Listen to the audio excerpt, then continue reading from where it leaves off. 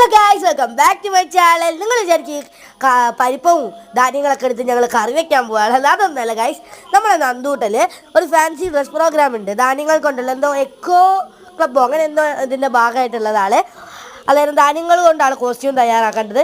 അച്ഛനും അമ്മയും ഒരുപാട് സമയം എടുത്താണ് ഇത് തയ്യാറാക്കിയത്.